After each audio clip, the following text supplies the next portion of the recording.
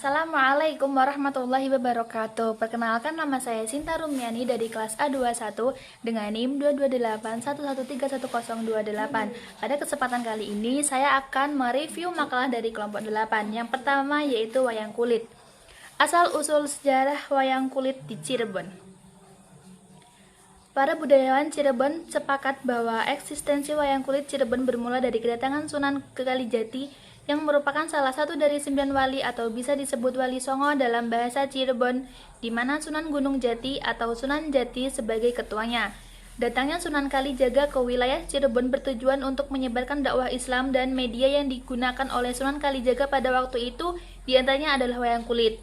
Dalam budaya Cirebon, terutama dalam budaya pedalangannya, Sunan Kalijaga dipercaya pada waktu itu disebut sebagai Ki Sunan Dalang Panggung. Tetapi dalam versi yang lain, Ki Sunan Dalang Panggung ini dipercaya sebagai Syekh Siti Jenar dan bukan Sunan Kalijaga. Sunan Kalijaga ini pula yang memperkenalkan suluk atau syair Malang Sumirang yang merupakan suluk khas Cirebon. Kemudian karakteristik tokoh dalam pertunjukan wayang kulit Cirebon. Wayang kulit Cirebon memiliki bentuk visual yang khas, berbeda dengan gagrak Banyumasan, gagrak Jogja, gagrak Solo dan lainnya, Wanda dan Wangun, Sunginggan, serta tatahannya juga sangat berbeda. Dalam hal langgam, kesenian wayang kulit di Cirebon pada dasarnya dapat diklarifikasikan menjadi dua langgam, yaitu langgam wayang kulit Kidulan dengan gamelan laras Palok dan wayang kulit Loran dengan gamelan laras Slendro atau Prawa. Setiap langgam kemudian memiliki wilayah apresiator masing-masing. Pihak keraton menggunakan pergelaran wayang kulit dengan laras Prawa. Perbedaan itu sebenarnya tidak hanya dalam hal laras gamelan yang digunakan, akan tetapi juga berbeda dalam hal pilihan sunggingan wayang kulitnya dan perbedaan kecerendungan pilihan lakon yang diperagakan. Yang terakhir, peran wayang kulit dalam menyampaikan cerita dan nilai-nilai budaya. Kesenian wayang kulit dalam khasanah budayaan Cirebon sangat kental dengan simbol-simbol dan nilai-nilai ajaran Islam yang tidak hanya disimbolkan dari pembelokan lakonnya yang sudah diislamkan, akan tetapi juga pada janturan wayangnya yang dibebani dengan pemaknaan torikoh dan pemaknaan terhadap gamelan dan nayaganya. Pergelaran wayang kulit gagrak Cirebon dinikmati dari belik kelir sehingga tetap memegang prinsip menikmati wayang dari bayang-bayangannya. Yang kedua yaitu wayang golek cepak. Wayang cepak atau wayang papak merupakan jenis kesenian yang berkembang di wilayah Cirebon dan sekitarnya. Bentuk wayang cepak hampir mirip dengan wayang golek Purwasunda, namun memiliki bentuk mahkota kepala atau bahasa Cirebonnya sirah-sirahan yang rata, bahasa Cirebon cepak. Dari bentuk mahkota kepala itulah wayang ini mendapatkan namanya. Kesenian wayang cepak ini berkembang di sekitar pantai utara Pulau Jawa dari Cirebon hingga Pekalongan. Cerita-cerita yang dipentaskan biasanya terpusat pada 3 hal. Yang pertama, cerita-cerita Muslim dari Arab karangan Amir Hamzah.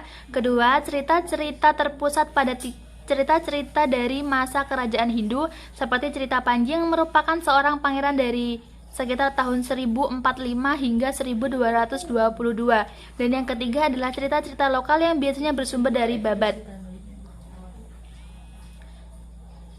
Sejarah wayang cepak. Pada tahun 1553, Sunan Giri membuat sebuah wayang yang bentuknya seperti boneka tangan dari kayu. Wayang tersebut ditujukan agar dapat digelar sebagai dakwah Islam pada waktu siang hari, dikarenakan wayang kulit yang merupakan seni pertunjukan bayangan pada masa tersebut hanya dapat digelar pada saat malam hari. Sekitar tahun 1583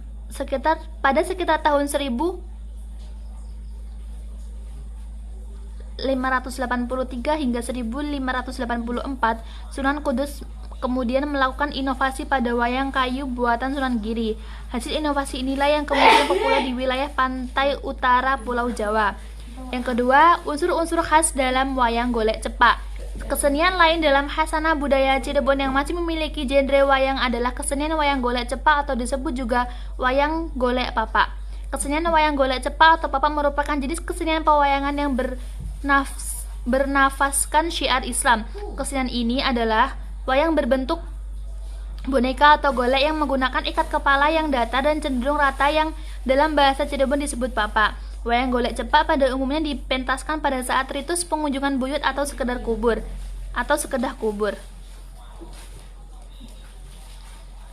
Yang khas lagi dari jenis wayang ini adalah tidak mengambil sumber cerita dari Ramayana dan Mahabharata, akan tetapi menceritakan cerita babat tokoh pendiri desa, babat kesultanan atau wawat atau babat wali. Beberapa contoh lakon dalam wayang golek cepak diantaranya cerita Amir, Amir ing Madayin, Amir ing Serandil, Amir in Al-Karib, dan Umar Maya Umar Madi. Yang kedua, cerita legenda, legenda sekitar daerah Cirebon, Sangkuriang, dan Ciung Wanara. Yang ketiga, cerita kerajaan, Pajajaran, Demak, Majapahit, Galuh, dan Cirebon. Yang keempat, cerita Panji atau Panji Semirang, Panji Asmara Bangun, Panji Kasmaran, Panji Wulung, Panji Udawangin Pati, Panji Tumang, dan Panji Sutra. Dan cerita para wali, Pangeran Cakrabuana, Wali Songo, Sampalan-palan Mbah Kuwu, dan cerita penyebaran Islam. 3. Perbandingan antara wayang golek cepak dan jenis wayang lainnya. Salah satu jenis wayang yang masih populer di kalangan masyarakat Indonesia adalah wayang kulit yang berasal dari Jawa.